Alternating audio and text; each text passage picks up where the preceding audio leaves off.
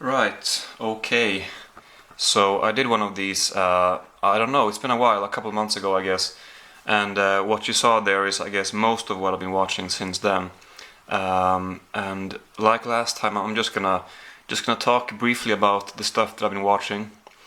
I might not be able to talk about all of this today. Last time I said that I was determined to, get through it all.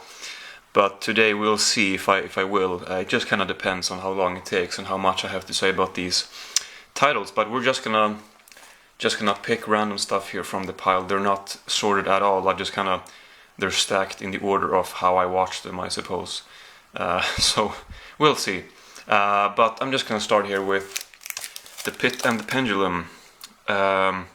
Oh, by the way, there is still some glare. I've tried to find a better location or a better place to film this and with better lighting and stuff. It's definitely not perfect, but hopefully it's okay for now. Give me some advice on how to use the lights and stuff to avoid the fucking glare, because I can't seem to get rid of it. You'd think by now I would have learned, but anyway.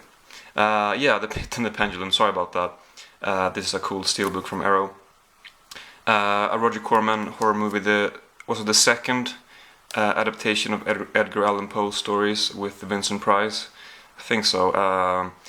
And I liked it. I thought the colors were really, really great. And the atmosphere was cool. And I mean, mainly, I guess the scenes in the dungeon or whatever is what I liked about it. And they're not few, but the main portion of the movie takes place in the rest of the house. It's a lot of dialogue, a lot of plot, and I don't know. I've never really been able to get into these types of horror movies as much as I have, like, say, 80s horror movies or 70s even. It's just kind of before they were able to do certain things, they relied on atmosphere, of course, and I'm trying to get into it, but I guess I haven't given it much of a chance. But I just feel like it's not my favorite kind of horror, but I did like it. I mean, it was a good movie, and I do have that other one to Follow the House of Usher, which I will check out eventually.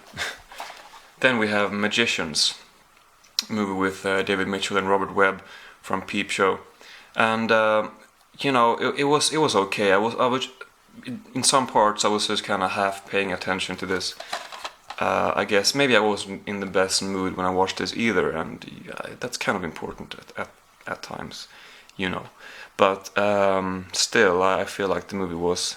I mean, I was not expecting this to be on par with Peep Show, but I guess it's still valid to mention that it's not as good as Peep Show, but it's not the same thing either. They're not trying to do the exact same thing here. It's got some of that dark humor that Peep Show has, but it's not as pessimistic as Peep Show. And let's see if I can move these. Like I said, I haven't prepared here, so these were in the middle of the stack. Yeah, speaking of Peep Show, series 7 and 8. I'm looking forward to the 9th one. However, these two, wow, the lighting sucks. I think it's outside. The sun keeps fucking with the light. Anyway, these were not as good as the first 6, I guess. I mean, it kind of went downhill already. I mean, not already, but in this series here. It's still good. I mean, I still look forward to the 9th one, like I said, but it wasn't as great. Some of his episodes were kind of boring, and the energy that the other series had, for the most part, a lot of things just coming together, were kind of lacking here. Some episodes just didn't have as much going on, but still good. It said, well, never mind. But I read somewhere that it keeps getting better, maybe, but it doesn't. But it's not bad at all.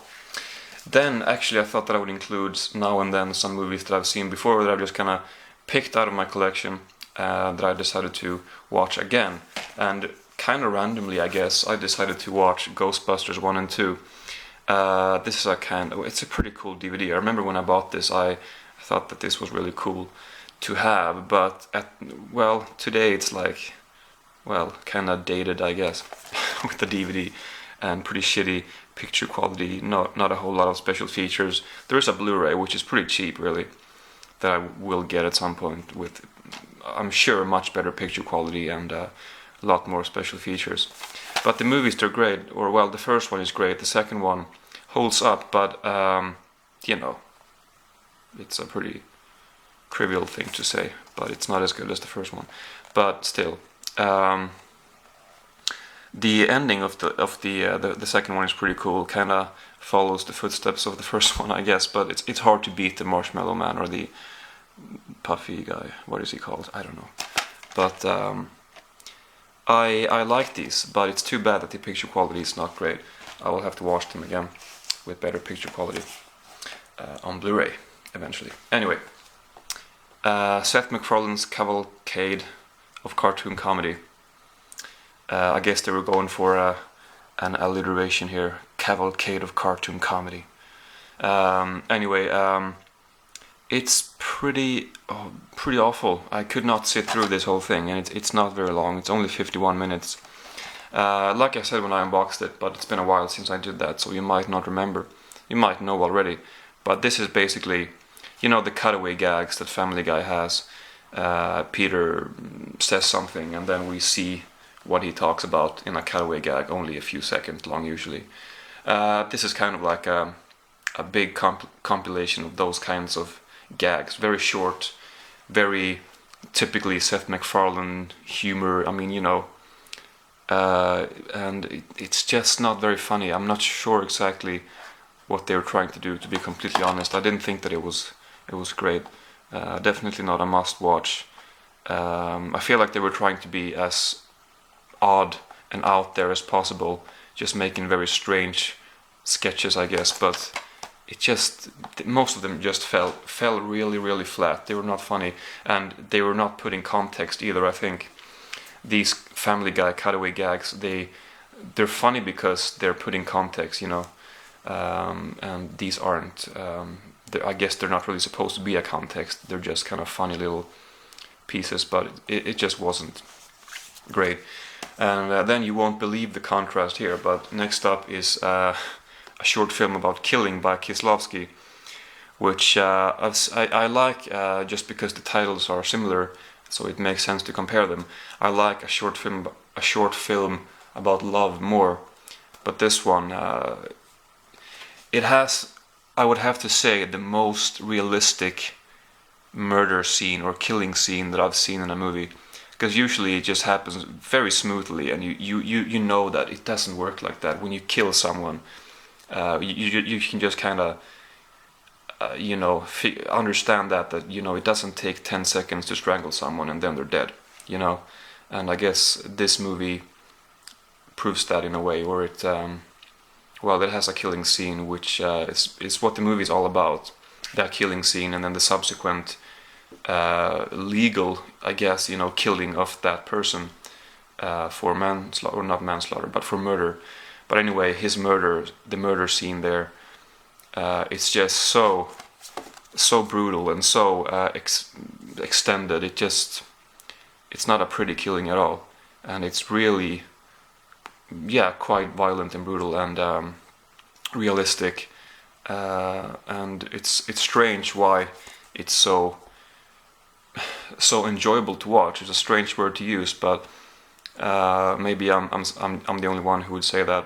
Probably not. But I just think that watching someone get killed for, I don't know how long it takes, say 15 minutes.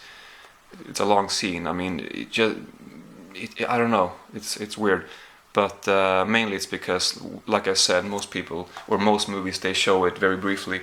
So to actually get to see it in such excruciating detail and such brutality is fascinating, I guess. Anyway, next up we have Gone Girl, which I gotta say it was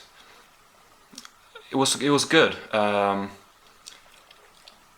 don't know. I was kind of disappointed with this whole well, with the twist, I guess. I'm not gonna mention anything more, but to me it didn't entirely work how they did it, I guess. And I don't know. I wasn't crazy about this, but it was good, you know. Then let's do both of these. Modern Family season 1 and 2. I had seen these before, and I really enjoyed watching them again. I think I talked about the third series. Now it's not in focus. The third series recently, and I said that I enjoyed these two more, which, which I do. Anyway, I love the show. I'm currently watching season 4. Then we have Iron Man, which I had seen before. I guess this is one of the movies that kind of started this whole superhero, this wave of modern superhero movies, and it's a little bit different from the Avengers and all these new superhero movies. In that, of course, Iron Man in this movie, it's about how he became Iron Man, and before the public attention was directed towards superheroes, I guess, or at least the Avengers. But I don't know, I like it. Here is, just a second, the second one,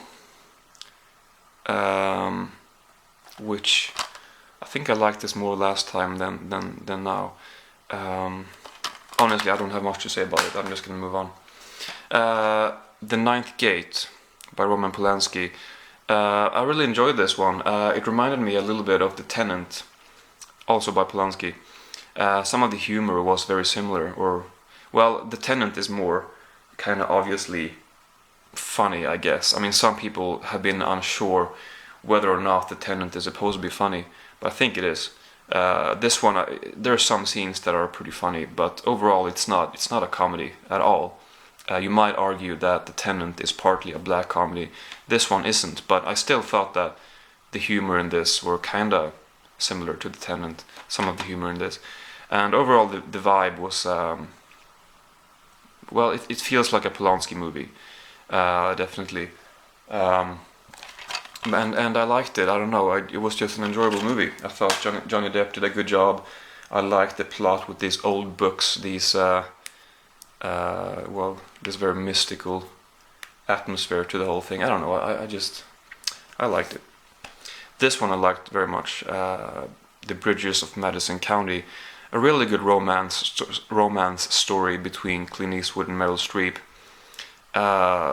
Their chemistry is really great, and their acting is great too. Maybe especially Meryl Streep's acting. But I don't know, and the ending was really great too. I'm not gonna give it away if you haven't seen it, but I don't know, I just thought the ending was incredibly touching and emotional. And I think if it wasn't for the ending, this would not, I would not, praise this as highly as I am now. But anyway, definitely like that. The Incredible Hulk, I don't know, it was better than the other one, the Ang Lee version, but I didn't really like it that much. I mean, it was pretty good, but I don't know. Let's move on. More superhero stuff here, but this one is not supernatural, and it's a TV show. A lot of people have talked about this, and it's Arrow. And a lot of people seem to like it, but I cannot get into it. I think it's, I don't know. I feel like maybe this show gets better as it moves on, or as it, maybe later on in the season, or even in season 2, maybe things pick up, but it's just so incredibly cheesy, and it feels like a soap opera. The acting is just straight out bad, and the action sequences, I read somewhere that in this show there are action sequences that they could have come from a big blockbuster action movie, which really is not the case. I don't understand that. The action sequences, they're very bland to me anyway, and maybe, like I said, things get better as it goes by, but I don't know. I just I couldn't get through this. I don't know how much I watched, maybe 8 episodes. I tried to get into it, and at times I felt like, yeah, this is a pretty fun show, but I could not sit through the whole season. I just did not think it was that good. And then I watched Persona again, and last time I did not really get it, but this time I definitely did, and I thought that it was an incredible movie. So much to offer, so many. It's a pretty scary movie. It deals with psychoanalysis and the subconscious, and Bergman pulls that off. It's, I don't know. There's no really obviously scary images in this, but there's a really scary nature and atmosphere to this one, and good acting, but I don't know. Mainly the subject matter and the way it kind of concludes. It's just really effective. Then we have a documentary called Lost in La Mancha, a documentary by Terry Gilliam about his attempt to make Don Quixote. Last time when I unboxed it I said Don Quixote. I think that's how you pronounce it in Swedish, that's why I said it like that, but they said it like Don Quixote in the movie, so I guess that's what I'll say from now on. But yeah, he it's about him trying to make that movie, but things don't really work out. And there was a documentary team that they were gonna document the making of this movie, but it ended up being the unmaking of the movie, because after 5 days or something like that, they had to shut down production. And they had begun filming, and they had gotten a budget, or they had gotten money to do the movie and started doing it, but just things went wrong, a lot of things, and it just didn't work out. Something I thought was interesting is that apparently Orson Welles also tried to make this movie way earlier, but he wasn't able to finish it either. So it seems like there's some sort of curse over this whole Don Quixote film adaptation. I don't know, but Terry Gilliam is apparently currently making the movie all over again, or well, maybe he will get to do that anyway. This is about 15 years ago, so hopefully he will be able to pull it off, I guess, this time. Something I thought was kind of funny is that when I watched this one, this guy plays Don Quixote. I was thinking that, since I know when watching this that Terry Gilliam maybe will get to make the movie now, I was thinking if he does, then John Hurt would be great for that part. And then I went on IMDb, and apparently John Hurt is, according to IMDb, he's cast as Don Quixote. So, I guess I wasn't the only one who had that feeling that John Hurt would be a great Don Quixote. Don't really think that Johnny Depp will come back. He's 15 years older now too, and I guess maybe he has other stuff going on. I don't know, but anyway, a really good documentary. I felt bad for Terry Gilliam actually. I wanted him to be able to make the movie. He said in an interview, like, I don't want people to feel bad for me, but I can't help it. It was just, he's so enthusiastic about the whole thing, and watching it knowing that things are not going to work out is in a way a little bit heartbreaking actually. And actually, speaking of Terry Gilliam, here we have Time Bandits, which I have on DVD, and I had seen this before. I liked it. It's a good one. There's a couple of sequences that I'm not a big fan of, but overall it's a great movie. I like the ending, for example. I don't know if maybe they could have ended it differently, because I don't know why, but I'm not really a big fan of the ending. And also the sequence with Sean Connery. He's good and all, but that sequence is kind of boring compared to the rest of the movie. With, I think it was Agamemnon he played, and I don't know. But something I did not know about this is that Michael Palin was asked by Terry Gilliam to write the movie, or well, Terry Gilliam also wrote it, but Michael Palin, I guess he's better at dialogue and characters and stuff like that, and witty stuff. So he was hired, I guess, or he came on board, and he wrote a lot of the movie, which I knew he was in the movie, but I did not know that he had partly written the movie, with Terry Gilliam. But that was cool to find out. They talked about that in the on the interviews. That it? I guess that's all. Yeah, I think it's a great movie. Then we have season 4 of Will and Grace. I really just bought this because it was a penny on Amazon, and I thought that it was worth it. And I enjoyed it more than I thought I would, because, you know, season 2 and 3, when I got those, I remember kind of enjoying it, but it's not a favorite sitcom or anything like that. But as I put this on and as I kept watching it, I really got into the show, and I really started loving it all over again. Well, I'm not sure if I'd ever loved it before. So in that case, I started to like it a lot more now, for some reason, and I couldn't really figure out why. I just did. But then as it went on, I kept getting more and more annoyed with these fucking horrible people. Especially Jack and Karen. I mean, they're just not human. Horrible, horrible, horrible people. But anyway, it's a pretty fun show, but it's a little bit exaggerated and over the top. But I read that I actually have season 5 on the way. Mainly because it was also cheap, and because Gene Wilder appears in a couple episodes, and I want to see that. Also, I think I ordered it before as I was enjoying it as much as I did, before I stopped enjoying it that much, if you know what I mean. I think I ordered it before that. Still, I do want to check that out. But anyway, I was going to say that I read that they, before they've sacrificed a lot of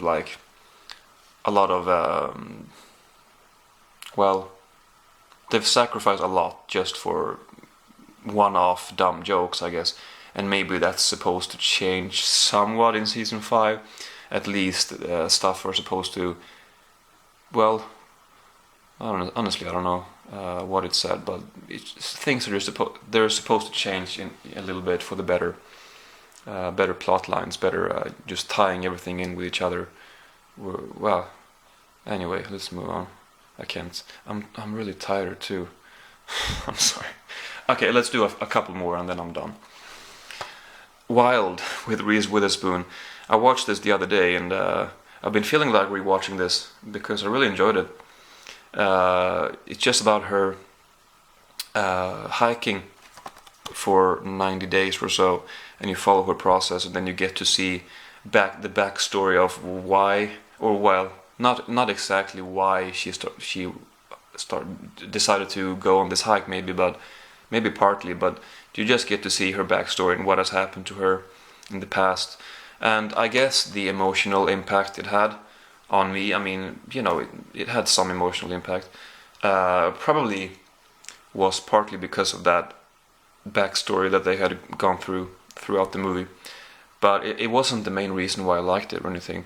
I guess that makes sense. I mean, it's about her hiking, and it's just very much enjoyable to follow her on her journey as she tries to figure things out, like putting up the tent, and with this stove thing, she buys the wrong fuel or whatever it is, and just little details like that, and it's just very, very good, I thought, and she did a good job.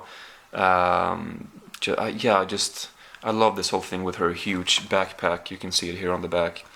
She has everything she needs here, and there's this one scene where she gets to this camp, and people advise her to remove some of the stuff, and they go through her backpack, and just, I don't know, stuff like that.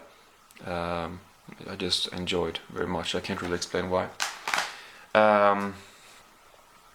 Should I call it? Well, I'm just gonna talk about one more thing.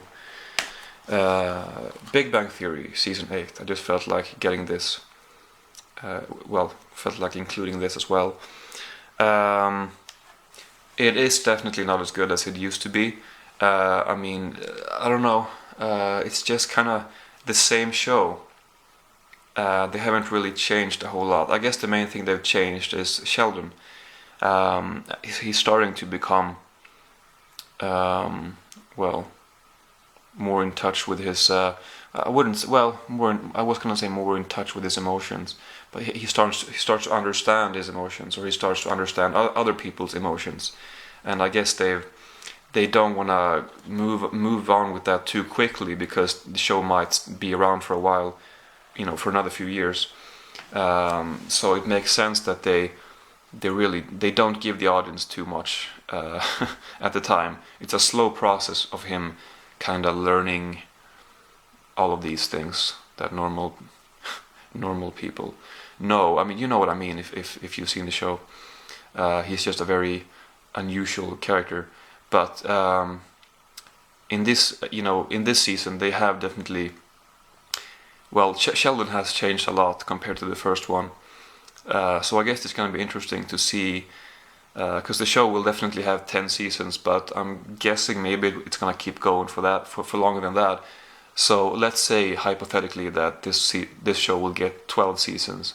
4 years from now, it's just kind of interesting to speculate where Sheldon will be, both emotionally, I guess, or emotionally might not be the right word, I don't know, but mentally, and just in life with Amy and stuff like that. I don't know, I guess that's the most interesting aspect of the show now.